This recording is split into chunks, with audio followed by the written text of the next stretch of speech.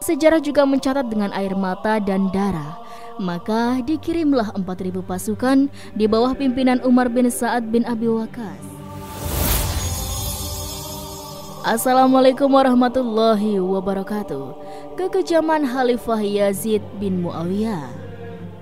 Umat muslim pasti sudah tak asing dengan nama Yazid bin Muawiyah yang merupakan khalifah kedua pada dinasti Bani Umayyah, yakni pada kisaran tahun 661 hingga 750. Nama Yazid bin Muawiyah banyak tertulis dari beberapa sumber sejarah. Belajar agama Islam bukan hanya belajar dalam bertingkah dan mengikuti semua perintahnya, namun juga belajar tentang sejarah para nabi serta kekhalifahannya. Hal ini untuk memperkuat keimanan kita sebagai umat muslim. Oleh karena itu, sobat, kisah Khalifah Yazid bin Muawiyah sangat penting untuk diketahui dan dipelajari.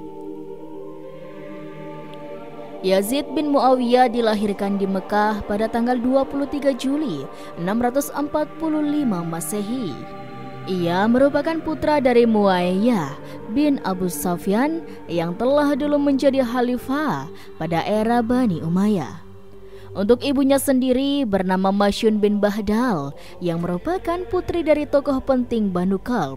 Semasa ayahnya menjabat menjadi khalifah, Yazid bin Muawiyah menjadi putra mahkota dan panglima penting dalam melawan kekaisaran Romawi Timur atau Bizantium. Pada masa kekhalifahan ayahnya, beliau menjadi seorang panglima yang cukup penting. Pada tahun 668, Khalifah Muawiyah mengirim pasukan di bawah pimpinan Yazid bin Muawiyah untuk melawan kekaisaran Bizantium. Yazid mencapai Salcedon dan mengambil alih kota penting Bizantium, Amorion. Meskipun kota tersebut direbut kembali, pasukan Arab kemudian menyerang Kartago dan Sisilia pada tahun 669. Pada tahun 670, pasukan Arab mencapai Siprus dan mendirikan pertahanan di sana untuk menyerang jantung Bizantium. Armada Yazid menaklukkan Smyrna dan kota pesisir lainnya pada tahun 672. Khalifah Muawiyah wafat pada tanggal 6 Mei 680. Yazid bin Muawiyah menjadi khalifah selanjutnya. Yazid menjabat sebagai khalifah dalam usia 34 tahun. Pengangkatannya berdasarkan kebijakan Khalifah Muawiyah menerapkan sistem monarki. Ketika Yazid naik tahta, sejumlah tokoh di Madinah tidak mau menyatakan setia kepadanya.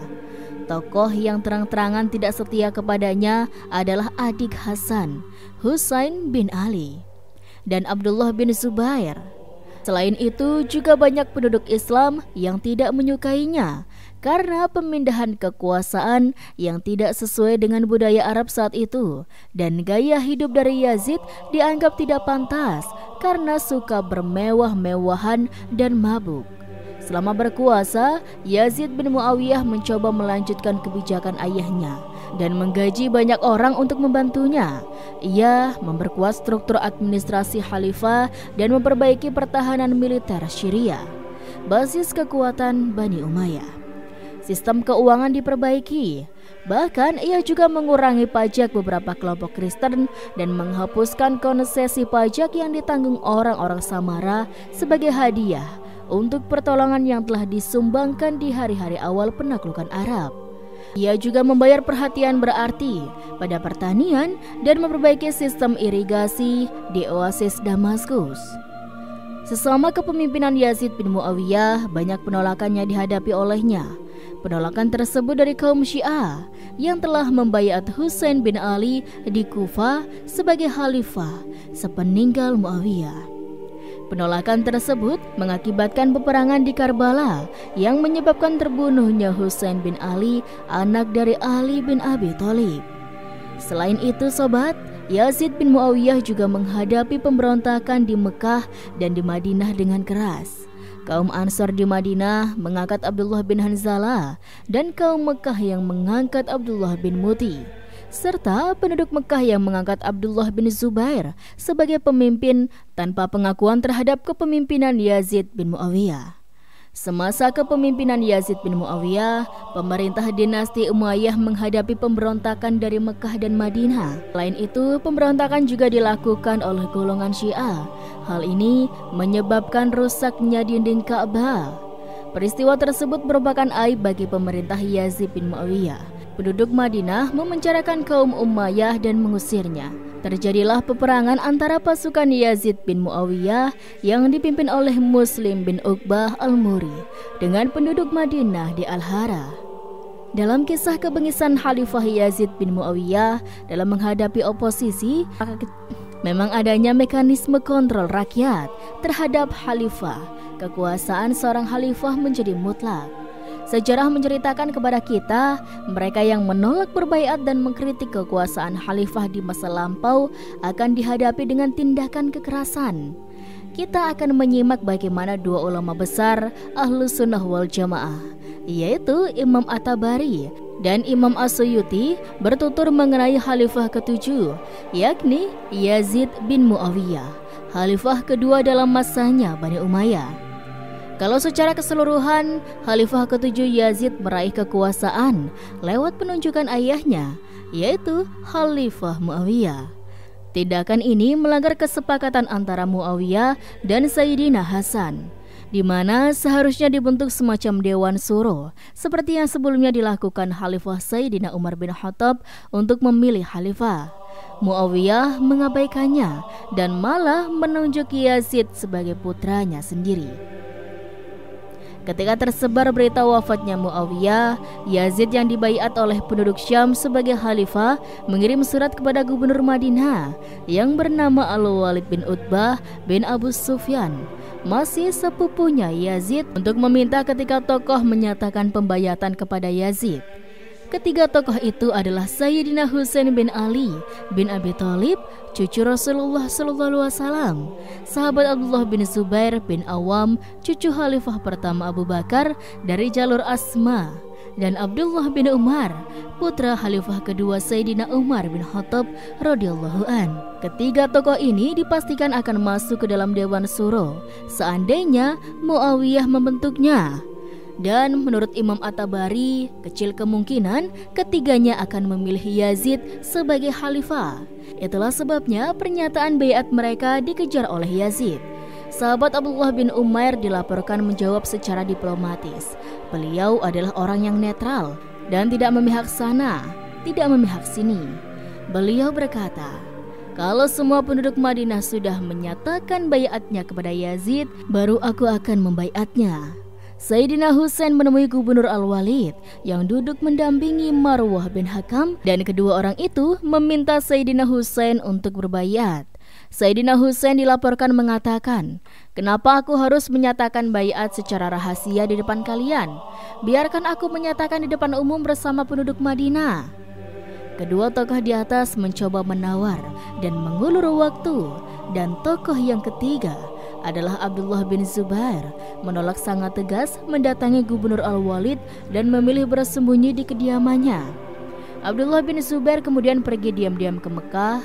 Sayyidina Husain juga melakukan hal yang sama. Mereka berdua menghindari tekanan dan ancaman Gubernur Al-Walid bin Utbah. Abdullah bin Umar tetap di Madinah dan dianggap tidak akan bisa memobilisasi massa menentang Yazid, dan karenanya dibiarkan saja beliau. Kita akan fokus pada dua tokoh oposisi utama kekhalifahan Yazid ini, yaitu Sayyidina Husain bin Ali radhiyallahu an dan Abdullah bin Zubair. Apa yang dilakukan Khalifah Yazid kepada keduanya? Sayyidina Husain menerima surat dukungan dari penduduk Kufah yang meminta beliau datang ke Kufah dan akan didukung menjadi khalifah. Sahabat Nabi Ibnu Abbas mencegahnya, sementara Abdullah bin Zubair mendukung rencana Sayyidina Husain beranjak dari Mekah. Pergerakan ini tercium oleh Yazid yang kemudian memerintahkan pasukannya menghadapi Sayyidina Husain dan keluarganya di Karbala. Imam Al-Tabari dalam kitab tarikhnya menceritakan dengan detail berpuluh-puluh halaman apa yang terjadi di Karbala dan mencatat siapa saja keluarga Sayyidina Husain yang terbunuh, lengkap dengan menyebutkan siapa pembunuh masing-masing pada 10 Muharram di Karbala. Sejarah mencatat dengan pilu kalau sebelumnya demi politik kekuasaan terjadi perang saudara antara Sayyidina Aisyah dan Sayyidina Ali bin Abi Thalib di dalam perang Jamal, dan antara Khalifah Sayyidina Ali dengan sahabat Muawiyah bin Abi Sufyan pada perang Siffin. Maka sejarah juga mencatat dengan air mata dan darah bagaimana cucu Rasulullah SAW dibunuh secara tragis. Kepala Sayyidina Husain dipenggal dan hanya kepalanya yang dibawa ke istana Yazid. Tubuhnya dibiarkan tanpa kepala. Imam Suyuti menulis Yazid mengirim surat kepada Ubaidillah bin Ziyad untuk membunuh Husain. Maka dikirimlah 4.000 pasukan di bawah pimpinan Umar bin Sa'ad bin Abi Waqqas. Imam Suyuti melanjutkan setelah Husain dibunuh dan kepalanya diletakkan di bejana dan dibawa ke hadapan Ibnu Ziyad. Semoga Allah melaknat mereka yang membunuhnya. Begitu juga dengan Ibnu Ziyad dan Yazid. Husain telah dibunuh di Karbala. Dalam peristiwa ini, pembunuhan ini terdapat kisah yang begitu memilukan hati yang tidak sanggup kita menanggungnya. Innalillahi wa inna ilaihi raji'un. Terbunuh bersama Husain 16 orang lainnya dari anggota keluarganya. Inilah tindakan opresif dan kebengisan Khalifah Yazid kepada cucu Rasulullah SAW semata demi politik kekuasaan. Maka siapa bilang sejarah khalifah itu mulus dan tidak pernah ada gejolak? Sekitar 2 tahun setelah pembantaian di Karbala, tepatnya pada tahun 63 Hijriah, sebagian penduduk Madinah diundang ke istana Yazid di negeri Syam. Di sana mereka melihat sendiri perangai dan kelakuan Yazid yang tidak menjalankan syariat Islam. Maka penduduk Madinah banyak yang hendak mencabut baiat yang telah mereka berikan kepada Khalifah Yazid. Sobat, pada titik ini, sekali lagi, belum ada mekanisme pemakzulan khalifah yang sikapnya menyimpang dari ajaran Islam. Tindakan penduduk Madinah di bawah pimpinan Abdullah membuat Khalifah Yazid meradang. Khalifah Yazid mengirimkan 10.000 pasukan di bawah pimpinan Muslim bin Uqbah bin Al-Muri. Terjadilah peristiwa Al-Hara. Sekali lagi, para sahabat kita merujuk kepada Imam Suyuti di dalam Tarikhul Khulafa. Apakah yang disebut dengan peristiwa Al-Hara itu? Imam Hasan Al-Basri menyebutkan, demi Allah, hampir saja tidak ada satupun yang selamat dari peristiwa itu. Sejumlah sahabat Rasulullah SAW dibunuh. Kota Madinah dihancurkan, 1.000 perawan dirusak kegadisannya. Inna lillahi wa inna ilaihi raji'un. Panglima perang Muslim alias orang yang melampaui batas mengingat kekejaman yang dia lakukan. Ibnu Katsir dalam kitab Bidayah juga mengonfirmasikan kisah-kisah kekejian yang dilakukan Muslim bin Uqbah dalam peristiwa Al-Hara ini. Setelah sukses membantai Sayyidina Husain di Karbala dan lanjut dengan pembantaian Al-Hara, Khalifah Yazid tinggal punya satu oposisi tersisa, yaitu Abdullah bin Zubair di Mekah. Pasukan Muslim bin Uqbah bergerak menuju Mekah. Setelah kota suci Madinah luluh lantak, kini mereka hendak mengepung kota suci Mekah. Namun dalam perjalanan, Allah Subhanahu wa Ta'ala mencabut nyawa Muslim bin Uqbah yang jatuh sakit. Khalifah Yazid bin Muawiyah di Damaskus pun wafat di saat pasukannya tengah mengepung kota Mekah. Kabarnya, Yazid wafat mendadak setelah jatuh dari kudanya. Sejarah telah memberi pelajaran berharga bahwa kekuasaan mutlak tanpa batas seorang khalifah memicu Yazid bin Muawiyah bertindak di luar batas menghadapi para penantangnya. Pada September 683, pasukan Yazid bin Muawiyah mengepung Mekah. Namun, pengepungan tersebut berakhir karena Yazid bin Muawiyah dinyatakan wafat pada November 683 Masehi secara tiba-tiba. Dengan begitu, Yazid bin Muawiyah hanya menjadi khalifah selama 3 tahun. Setelah Yazid bin Muawiyah wafat, kepemimpinan diserahkan kepada anaknya, Muawiyah bin Yazid atau Muawiyah II. Namun pada kepemimpinan Muawiyah II, pemerintah Islam tidak banyak yang berkembang. Diakibatkan pemerintah disibukkan dengan pemberontakan dari beberapa pihak. Sayangnya, Muawiyah II hanya menjabat kurang dari 40 hari karena wafat. Ia mengalami tekanan jiwa dakwah yang dilakukan pemerintah dinasti Umayyah untuk memperluas wilayah kekuasaan Islam. Selama itu, ia harus mengatasi masa krisis dengan banyaknya perselisihan antar suku. Dengan wafatnya Muawiyah II, maka habislah keturunan dari Muawiyah. Itulah sobat kisah yang bisa Rizky sampaikan. Semoga kisah ini bermanfaat dan bisa menambah pengetahuan bagi kita semuanya. Kurang lebihnya Rizky mohon maaf ya sobat. Sekian dari Rizky. Wassalamualaikum warahmatullahi wabarakatuh.